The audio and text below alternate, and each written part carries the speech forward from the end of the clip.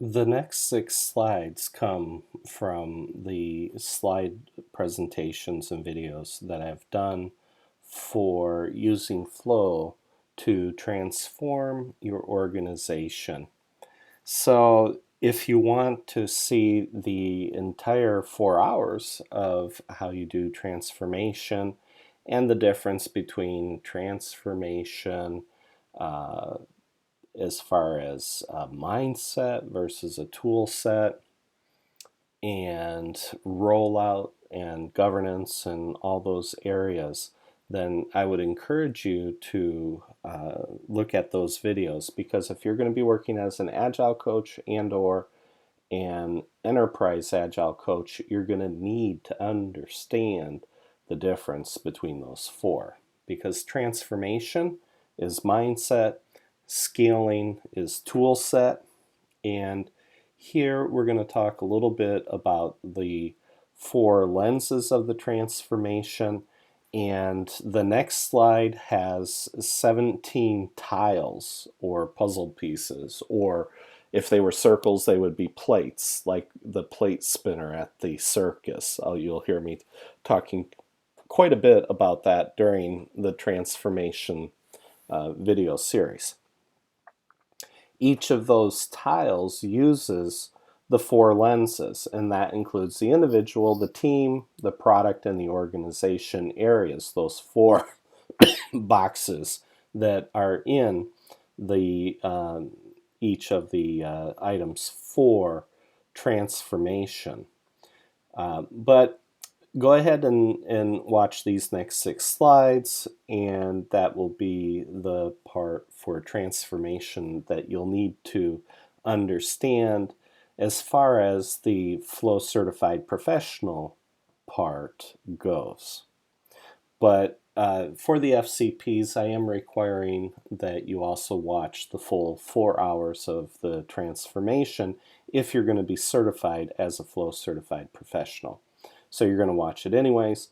But when you get to to these slides in that video, you can just sort of fast forward and continue to go. So there's a little bit of overlap here.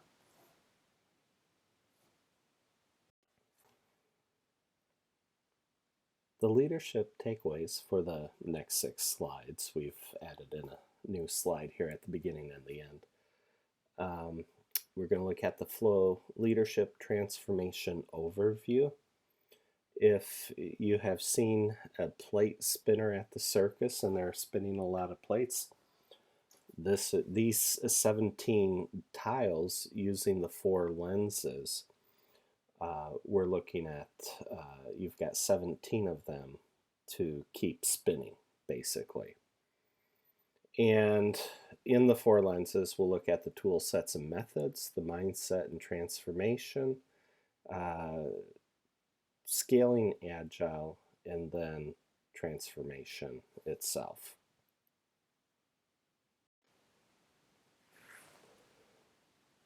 So again, keep the tube map in mind that a company needs to master all of that, more or less, if you're going to do agile and then scale agile.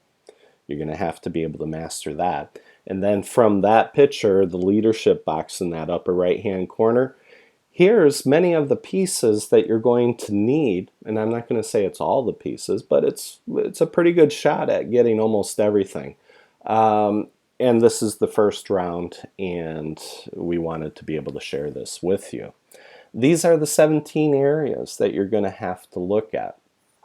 The first one is roles. The second one is coming up the AHA curve and how to transform individuals, teams, products, programs, processes, later portfolios, and then the entire organization. We're going to look at vision, strategy, people, and tasks, the VSPT model in all four. We're going to look at cascading vision. We're going to look at the Stacy diagram, and you'll notice that it's two colors there. The brown one, that is the traditional Stacy that they teach in almost every Agile and or Scrum course. Now, in Europe, I've noticed they use Cynefin, and or it's spelled Cinefin, but it said Cynefin. It's a Scottish word, and Dave Snowden from IBM had come up with that one, and that one is also a 4-box, so you could just substitute that in. In certain situations, I see the value of communicating that way. I was taught the Stacy diagrams, and the 2 blue ones on the right there, that is my quote-unquote adaptation of the Stacy diagram to anticipatory vision, and we'll talk about that as well. The next box down there is culture, and all the elements of culture going from abstract vision down to more concrete goals and objectives that can be measured, and all of the parts that sort of belong there. It's not, some people would argue purpose should be first. Start with why. Simon Sinek style. We'll talk about that. Also included is the 4R model, and that's individual and how we work with individuals. And individuals obviously are in all 4 boxes of the transformation 4-box. The 4D model, define, distill, deliver, drive, and both of those, the 4R and the 4D model, have vision at the center. We'll talk about that and how to apply those in all 4 boxes. The next one is the flow friction analysis, and that has proven to be extremely powerful. There are videos out there. If we have another video set of why use flow, so if you haven't seen that one, you'll want to go take a look at that.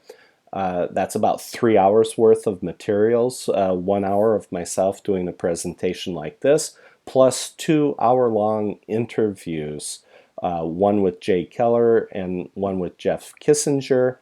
And Jeff, in his interview, explains the power of the flow friction analysis and how he uses that almost daily to help calm down the chaos and noise of the organization.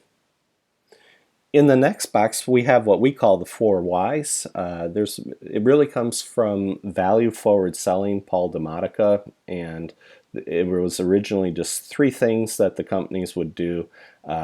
Any project or any product, the reason behind it would be to make money, save costs, get rid of or eliminate risk. By the way, product includes product, actual physical product, service, and results. So when I'm talking about product, it always includes those 3 things, and I'll mention that again when we get into that slide.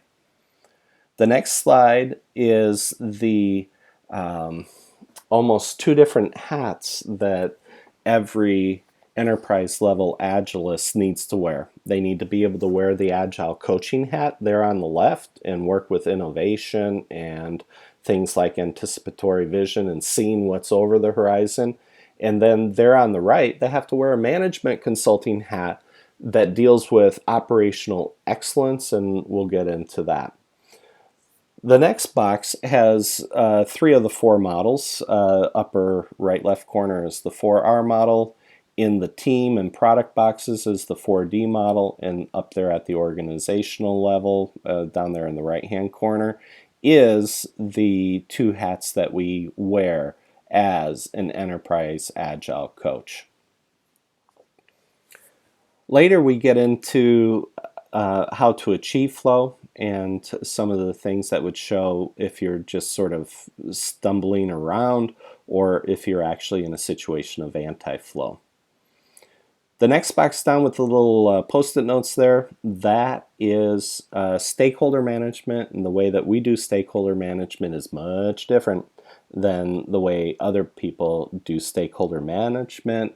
And we have found that when you're doing organizational transformation, it's really important to develop what we call critical mass, and it's almost like doing an internal marketing campaign, or you could even almost think about it as a political campaign where you're trying to get someone elected. And we'll go a little bit more into that when we get to that section. The next part is measuring the team. And the picture, the spider graph that we have there is a radar that we put together for a specific hybrid project management model that was an agile project management model, and they had their 7 principles, and we could measure the team against the organization to see where the gaps were. And for this particular team, it's sort of hard to read that one. We'll look at that when we get there, but they were not being supported enough in the principle that was up there at the top in that graph. In the next picture, you'll also see what we call the aha curve, and that was from the first or the second tile way over at the left. Here's how we start to actually measure that, and we can give teams a snapshot over time if they're actually working their way up the aha curve. And if they aren't, then we can try to help them and support them to find out the root cause using 5 whys, using the 4R model in reverse, using the 4D model in reverse. There are multiple different ways within the flow framework to try to smoke out what's going on and why is this team not making their way up the curve. And so this is a real life example, and I wanted to share that one as a way to measure.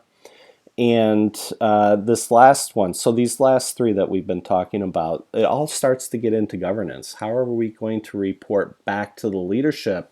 Let's say that the leadership had, okay, we're going to reinvent leadership. Well, how do you measure that? Well, there, 2 of these boxes would go directly to that. You would measure it with a spider graph for the executives themselves. You might do use it in a 360 methodology where you're having the people reporting to those executives anonymously be able to score them in the 7 different areas that we had on this particular picture. And we could also have the teams score the executives on how far they think they're up the curve. And that would be very much an eye-opener to the executives. In other companies, we've actually gone in and done full surveys, and where we ended up with post-it notes in all 4 boxes. I may add that one eventually to this one because it's such a good visualization of what happens in most organizations, especially when the executives are not taking it seriously and are talking the talk, but they're not walking the talk, and they're refusing to model the behavior. This last one is examples of what I actually used when I was at Nature Publishing Group. Remember I mentioned in one of the previous slides about, hey, we threw out Microsoft Project Server and we did everything in Excel. And we'll go more into that on that particular slide. And then there's other things that we do. We do flow mappings. We've got flow in a nutshell. And there's also additional slides at the end of this one that have a few extra things. We may or may not include that in the recorded one. But for those that go through Flow Certified Professional, they will have access to these PowerPoints and PDFs.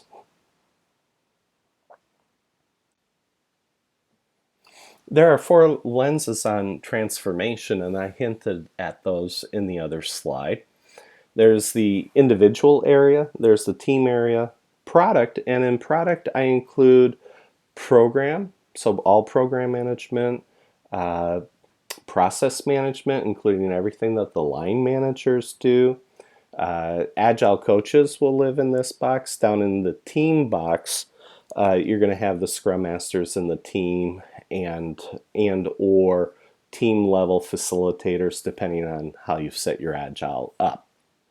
Okay, and so those are the first 3 boxes. In the organization box, I include everything from portfolio management upward, including that along with directors, VPs, C-level, and so on.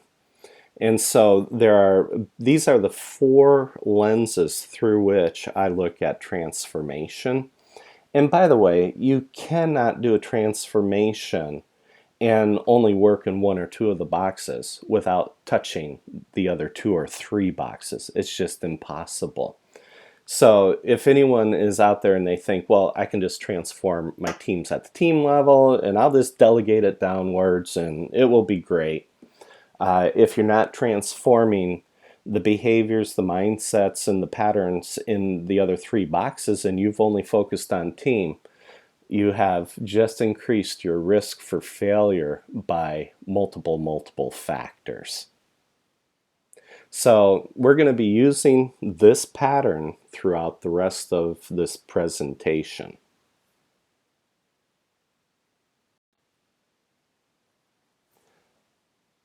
Now, when we're looking at tool sets and methods that we talked about in the beginning when we had that little T-shaped diagram with tool set on the left and mindset on the right, tool sets and methods, from what I've observed, everything from Scrum to hybrids of Agile that blend Scrum with whatever, including traditional classic project management.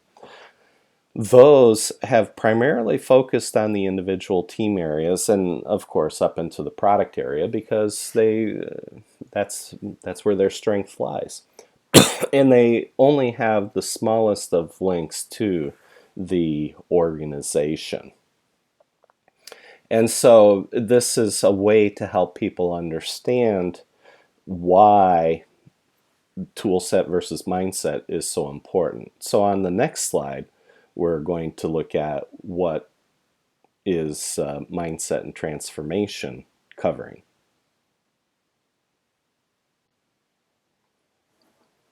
In this slide, you can still see tool sets and methods in the background there. But mindset and transformation is in all four boxes. As I said, you cannot transform one area without touching the other three. And so for me, mindset and transformation is a much bigger topic. It requires much more effort, much more discipline to achieve that. And as I shared earlier, the product area includes programs and processes, and it would include roles like program manager, line manager, business owner, things like that. Down in the organization area, there in the right corner, it's going to include things like portfolio manager, senior and executive management, along with the C level.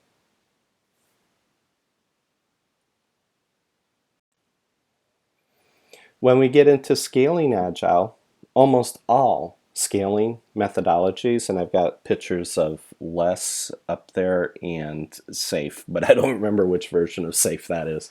The SAFe experts will recognize that immediately, whichever one it is. The point is, scaling Agile, for the most part, concentrates in the program corner up there with product.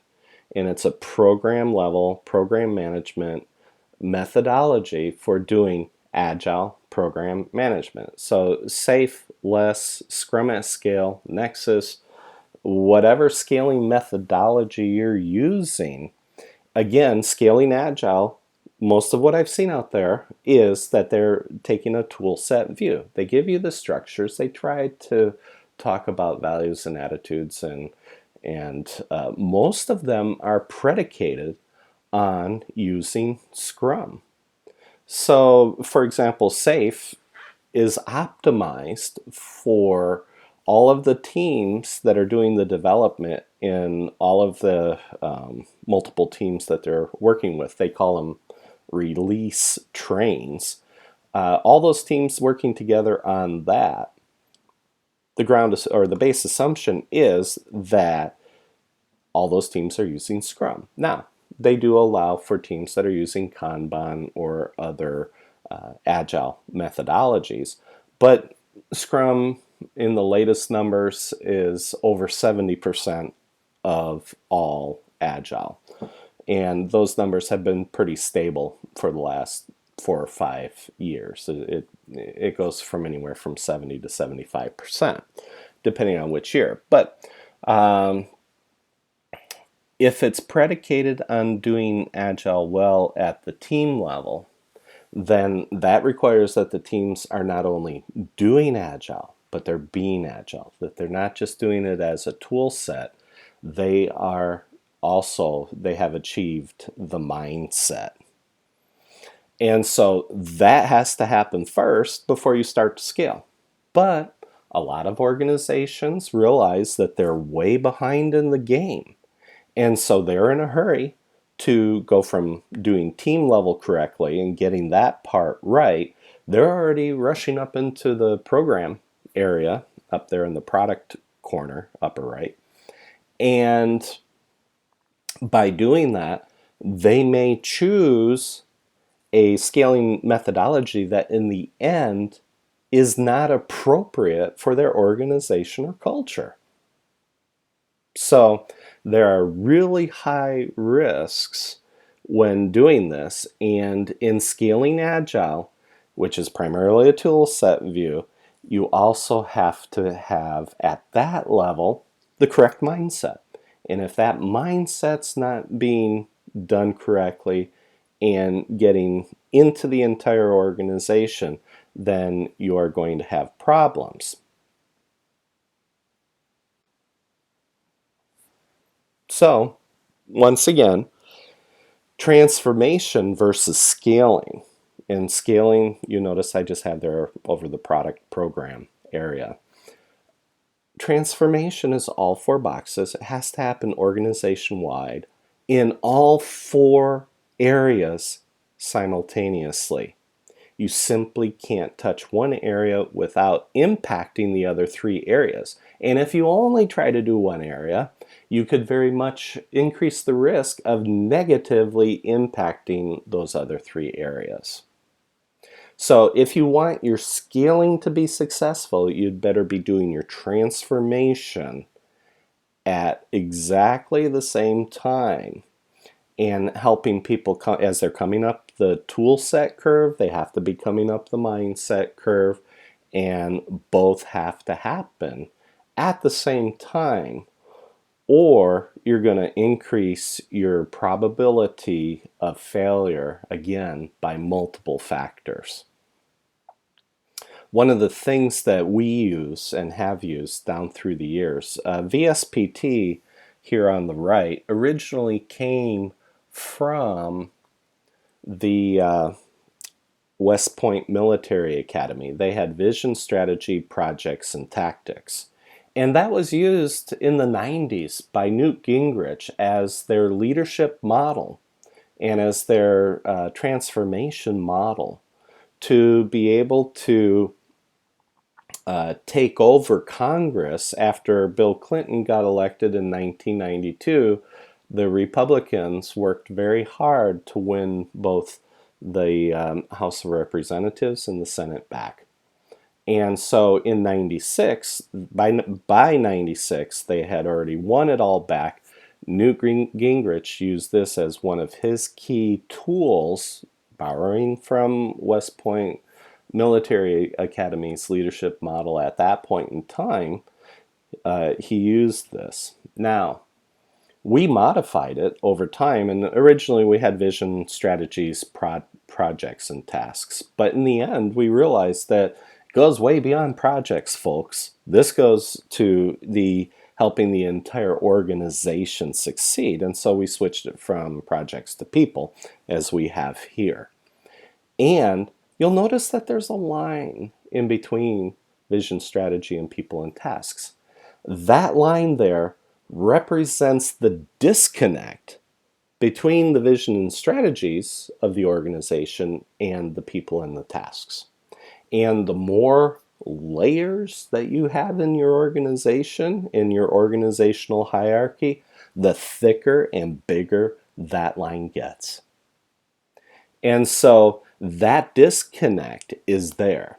And so we use and we start with VSPT in the organization box, but we also use it in the product box, the team box, and the individual box. And all of those have to align. And we use various tools to do that, but we'll come back to that a little bit later.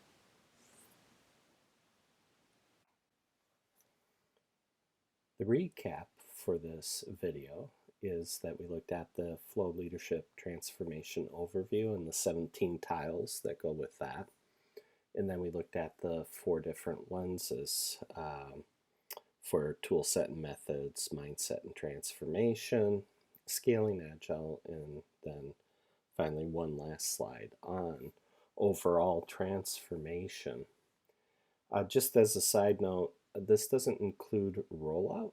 Okay, we shouldn't confuse scaling, transformation, and rollouts. They're separate things. I view scaling as a program level activity, and this is how you would apply it. And this includes all the agile frameworks like SAFe, which is scaled agile framework, LESS, which is large scale Scrum, or any of the other ones that are out there. I view scaling as a subset of transformation, and almost all agile methods for scaling focus on tool sets and not on mindset. And so that's what companies struggle with when they're trying to roll out scaled agile framework or things like that. If you're really going to do transformation and do it right, it includes both the tool sets and the mindsets. If you do one without the other, you're not going to get anywhere near the return on your investment than if you do both. It's just absolutely critical to do both. So if you're looking at only doing scaling, then that's a couple slides ago, and you can see that scaling was mostly in the product/program box. And it touches a little on the individual, little on the team, but it's a program level tool. Let's just be blunt about it. So just keep that in mind. You can take that and apply it right now. If you're going to do transformation, make sure that you do both.